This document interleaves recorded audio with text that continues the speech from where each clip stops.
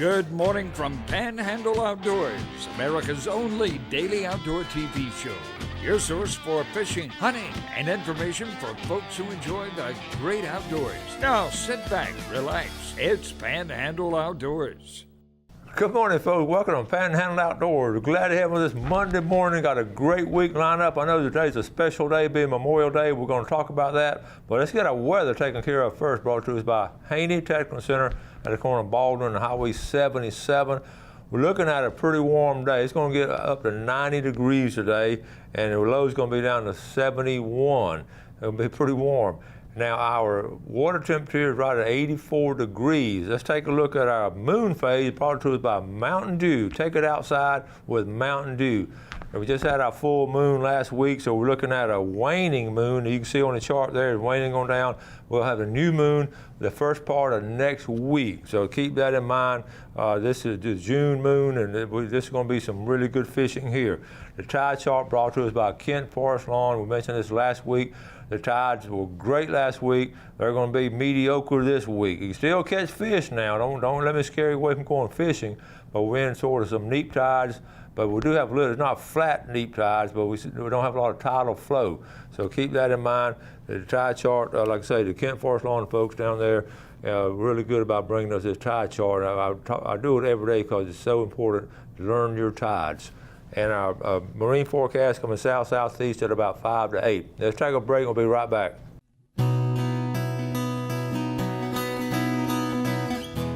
All right, welcome back. Let's have a few words about Memorial Day. It is so important to our American history and to our heritage and all. And it's for the armed forces, men and women who've lost their life in service to our country and defending our freedom. And there's all kind of things go on today and all, but don't forget the meaning of Memorial Day. And it was almost all families in America somewhere have been touched by some kind of something to do with the Memorial Day. I was thinking last night, I didn't know what to do about. I have all kind of ideas of what to do to bring you the fresh new shows and all. On this Memorial Day, what I want to do, I want to flash back to 2 years ago. We took our family trip up to Colonial Williamsburg and Washington, D.C. And one of the things I definitely had to do was go by the Vietnam Wall, and then also I want to go by and look at the Tomb of Unknown Soldier and all of, I wanted to see the change in the guards at Arlington. It's something I've never done it before. So I'm just going to go through some quick pictures of my family, indulge me using my family. But if you really get the feel of American history when you actually get to be there, and I've always been a history nut, and I love this. So I'm just going to show you here. Here's the family, just the grandkids and all, and at the Unknown Soldier and the changing of the guards. That's where the overlook there. And a lot of y'all have been here before. And they're changing the guard, so it's really, you still get goosebumps and all seeing it. And that's Wendy and Mason looking out over it. But anyway, it was just a special time in our family and to see this history.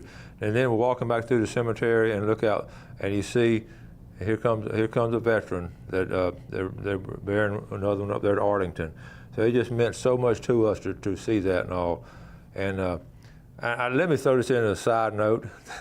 We were there, just got there, and we're in Washington, D.C., and somebody said, Coach Chester. And I looked out there, these are two of my former students that graduated in '96. They live in Clearwater now. And my family gave me a fit because everywhere we go, somebody says, Coach Chester, which I love, and we all love it. But here we're at Arlington Cemetery, and somebody hollers Coach Chester, and it was those two, my students from 1996, and it was great to see them. It became a family joke now. Every restaurant will go in there and say, Coach Chester, my kids will. So anyway, let's move on. So, appreciate Memorial Day for exactly what it is, the men and women who's given their lives for our freedom. Now, we got to move on now. We got all kinds of things to cover today. The CCA Star Tournament, I'm going to pick that up here if I can. All right, here we go, right here. Folks, this is coming up, okay? Remember last year, we were talking about the tagged redfish. 101 days of fishing, $500,000 in prizes. Okay, it actually started Saturday. You may have already caught the tagged redfish. You better go and catch them because I'm gonna catch them probably next week. It goes all the way through Labor Day, Memorial Day to Labor Day, CCA, and the prize. Okay, you see now. I want to show you the tag. See where the tag is? The top is around the dorsal fin. In fact, here's a better picture of it. That little blue thing. If you catch a redfish or that little blue thing sticking out, it's not a growth. It's a tag that you're going to get a prize with. Okay, and it's got a number on it. And the prizes. Let me see if I can go back to find the prize. Oh, I mean they're pretty good. How about now? You get if you catch the first one, you get a choice to enter these prizes. Number one, the for GMC Sierra pickup truck, and then it goes down. I'd go ahead and I don't know. I got a truck. I think I'll get a new truck. I don't know. Contender, Pathfinder, Hughes Redfisher. I mean Carolina skiffs. Okay, here it is. Sort of the pictures. Let me see. Uh-oh. Jeff, I don't know what I did. Let me go back to the pictures. Anyway, all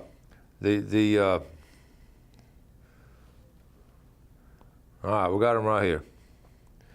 Here are the pictures. I don't know if I can blow them up. At the bottom of the screen, you see the different boats and all. They're right there at the bottom of the screen.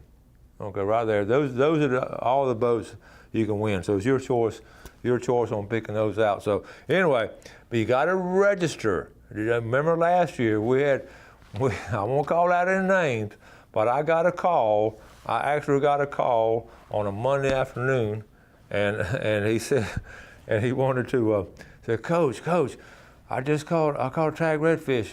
Can I register? I said, no, you can't. And I'm going to show you. In fact, I'll show you when we come back. I'll show you on Google Earth where that tag redfish was caught.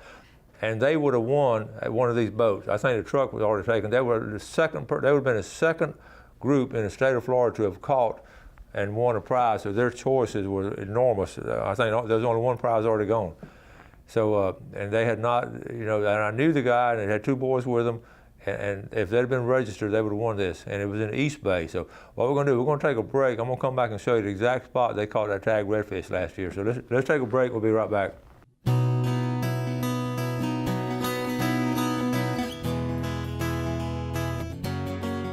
All right, welcome back. Now, do you want to see where they caught the tag redfish last year and lost about a $45,000 boat by not being registered with the CCA? By the way, they'll have an app, and you can. All you do is take a picture. You measure it on their ruler. You measure it, and you actually can release it and take a picture of it. And it's a good setup, and they do a good job with it. Last year, my boys caught that redfish. Y'all see where East Bay. I'm gonna keep everything in the center of the screen because I'm not over by the screen to show you. So. Well, I zoom in. Now, you see the tender bridge on the left.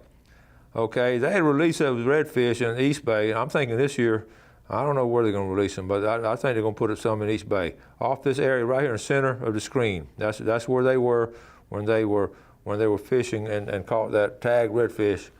And in fact, one of the boys took off work all of the following week. I'm going to tell you well, I ain't going to tell you where he worked. He may get in trouble, but he took off work for the whole week and went back and fished that same area for a solid week. And then he thought he could catch. He registered right after they'd registered, but he thought he could catch it, but he's not able to. So anyway, let's go to some pictures. So make sure you register. One of the things, also decals. Okay, remember I said you come out of Fox 28 studio, pick up decal. Gail did this for me last night. Check that out. Don't that look good? So put that on your briefcase. You can put a decal on the briefcase, and when you walk into the meeting and all, and tell them you're a fan of Panhandle Outdoors. So now let me tell you a story too. Your Tyndall Pass. I was going fishing. Travis called me up last week, and we were planning a fishing trip to Crooked Island Sound. Because we've been talking about it the last few months. He and I were going to get together and go fishing. We've been looking forward to it.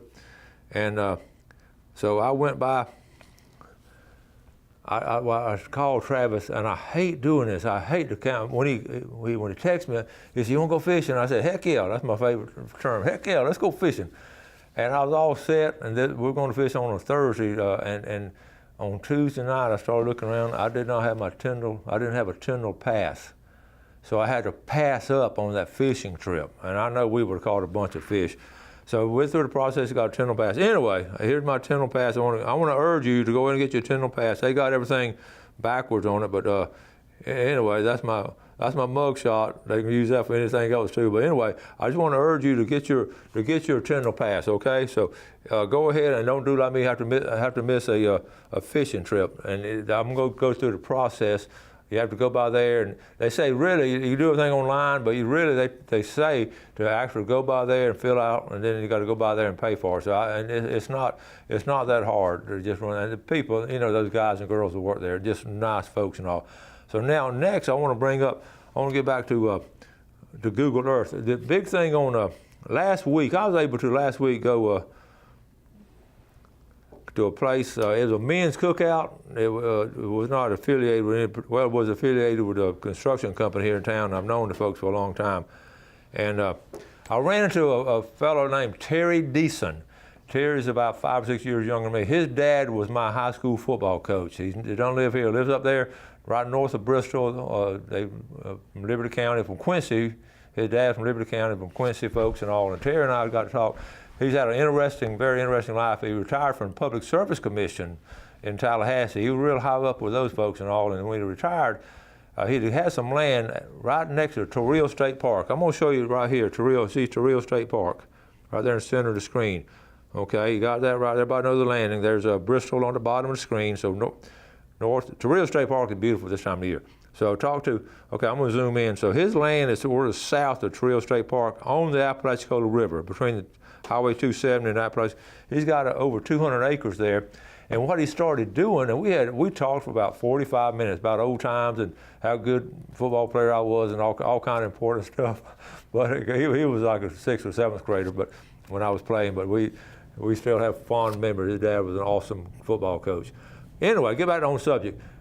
What he started doing was he put in a fenced area. He was going to get some deer population going and he wanted to harvest deer and sell deer to these places who have hunters come in. And he went to Texas, and that's really the place to go and learn how to do it all. So basically he's got a big operation. And you're talking about $10,000 deer that when he sells these deer to these places, but they run it and they do something on it every day. They've got fresh water, they got pens, they do artificial insemination. I mean, it is the upper class as far as deer, as far as breeding deer and getting them out to these different reserves across America. And he just got in on it at the ground floor in this area and he loves it. But what I wanted to share with you was, it's been puzzling to a lot of us, and everybody asked me too, what happened to our deer during Hurricane Michael? What do they do? And there were all kinds of theories. Everybody said this and that, and none of us really knew. I use the term, I think they just hunker down. So anyway, I said, well, Terry, you're going to be able to answer my question because you were there, and like I say, they give them fresh water every day. And I'm going to go over there and film it in the late summer. He said, late summer is a good time to come as you're getting ready to cut off horns and stuff like that. And it's a process. I said, what happened to the deer? He said, Winston, here's what happened. He said, now, they know every deer on their 200 acres. They manage it.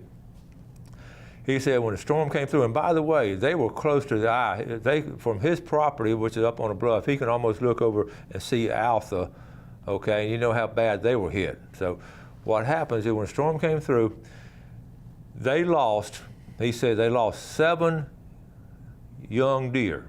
They lost 7. He said, in his opinion, what happened, they just panicked. He said, ironically, we just weaned them from the summer weaning, going into fall. We just weaned them from their mama, so they were out on their own. He said they just got panicky and all, and they found 7 of their yearling dead. They found 1 doe dead. And he said that particular situation, a piece of metal from one of the sheds had blown in and hit the doe in the head, and he thinks that's what killed that doe. He said, we found none of our bucks deceased. He said they were real happy to see that. He said he was under impression like I was, that they all sort of squat down and they just sort of protect themselves like that. So anyway, that's just I wanted to share that with you, what's going on, and that was coming from him, okay? Now, speaking of hurricane, I want to say this too. There's still a lot of folks out there who need help. If you get a chance to help, I was driving through the town of St. Joe the other day, And doggone it, it's just, and I know that the Alpha, the Sneeds, the Bluntstowns, and all these people got hit hard. And people that don't even live in these communities on these farms. So if you can do anything, check on them. And I know Mexico Beach and here in town, it's still tough on folks. And my heart goes out. If we can do anything to help them, let's do it. And real quick, I talked to a lady who knew someone at NOAA. I talked to a lady the other day, and her best friend worked at NOAA. And she was in the war room, or if you want, that's my term, the war room when Michael was coming, and they caught everybody surprised. Here's their take on it. They knew the potential was there to be a really strong storm, but a lot of times that potential is there and doesn't develop. Well, this was almost like a perfect storm. Everything just came in together, the speed, and we know what happened. And by the time they scientifically realized it, they felt it was almost too late to really get people panicking and get on the roads because they remembered what had happened during Oakland also. It's an interesting take. I would love to have some NOAA people come on if they could say some of the things, about what happened inside as their decision-making process went on. But anyway, it was just fascinating. Okay, let's take our final break. We'll be right back.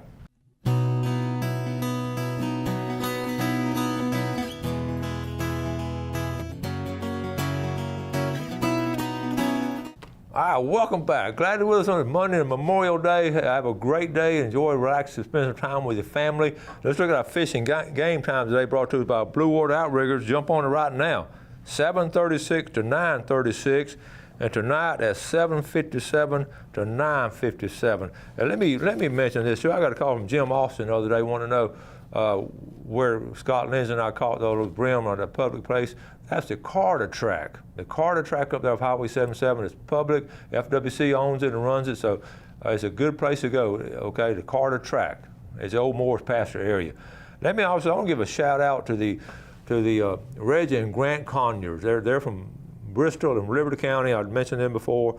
They had actually put in my original wood floor in my Cape house. And the boys, I've known the boys, they were good athletes in high school. And in fact, Grant and my nephew were co-captain of the football team and baseball team at Liberty County. They went on, and Grant played some college baseball, and Reggie's they're just good, hard-working boys. They got into the wood flooring business. They both had other avenues, but they were so good at doing these wood floors. And when you do a good quality job and have a good honest reputation, honesty, your business goes up. And their business has flourished. They're good, strong Christian men, and I just love those boys. And it's Conyers Flooring. Well, when the hurricane hit, in fact, they just finished a gym floor at Florida A&M not too long ago. So if you get to do a college gym floor, that tells you what kind of reputation you have. And their only problem they have, they're just too much business. They to do a quality. But that's a good problem to have because so many people want them to come. So anyway, what I want to do, I want to tell you, our Cape house had some damage, so we had to get some work done on it. We did have some water get on the wood floor, and I just have a affection for wood floors. Anyway, they came down and they redid. I want to share this with you. I'm going to give them a shout out because check this out, this wood floor of our beach house. Does that not look like a brand new wood floor? Is that not beautiful?